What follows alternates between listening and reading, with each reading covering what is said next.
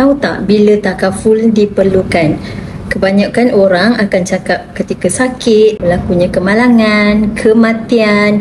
Betul lah semua tu. Tapi anda kena tahu takaful ada 3 plan yang dia akan datang bantu kita dalam keadaan yang berbeza. Saya akan fahamkan dulu 3 plan yang ada dalam takaful dan anda tengok antara 3 plan ni mana yang menjadi keutamaan anda yang nombor 1, 2 dan 3. Kalau mampu nak ambil ketiga-tiga pun tak ada masalah. Okey, yang pertama kita ada satu plan medical card. Sekiranya anda tiba-tiba terkena apa-apa sakit yang memerlukan rawatan segera. Contohnya macam kawan saya, tiba-tiba dia ada masalah jantung.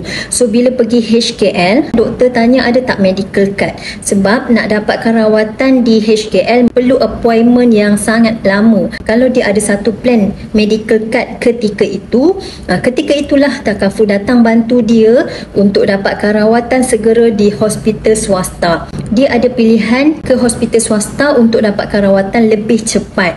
Begitu juga dengan sakit-sakit lain kan. Contohnya batu karang, ada masalah usus yang memerlukan rawatan segera. Itu yang pertama. Yang kedua, plan sakit kritikal.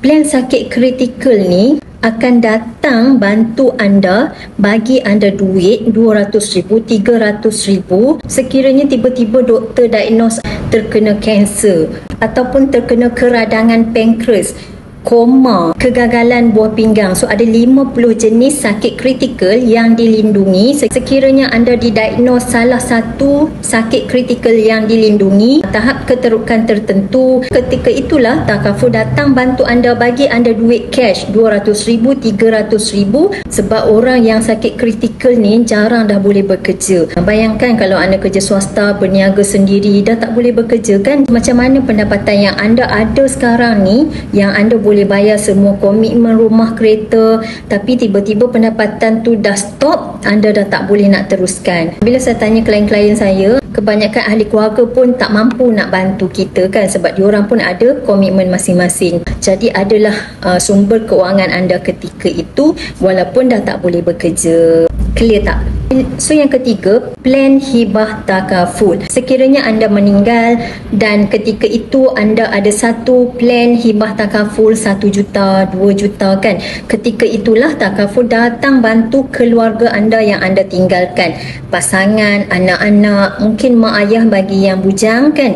Siapa pun penama yang anda letak, dia akan dapat duit tersebut. Jadi ringan banyaklah beban diorang untuk bantu settlekan hutang anda, kos pengurusan harta pusaka yang anda tinggalkan. Semua tu perlukan duit yang sangat banyak. Jadi untuk anda, mana satu antara 3 plan yang kita ada, medical kan untuk anda dapatkan rawatan lebih cepat supaya anda ada chances untuk sihat. Yang kedua, plan sakit kritikal. Anda dapat duit ketika berlakunya salah satu antara 50 jenis sakit kritikal yang dilindungi, supaya anda tak membebankan orang lain, anda tak perlu nak cari derma sampai nak kena jual harta benda, tak perlu. Ketiga, plan hibah takaful untuk waris anda nak selesaikan hutang dan nak meneruskan kelangsungan hidup sekiranya anda memikirkan anak-anak dan pasangan dan memikirkan hutang kalau berlaku kematian. Antara 3 plan ni, mana satu yang menjadi keutamaan anda, nombor 1, nombor 2 dan nombor 3?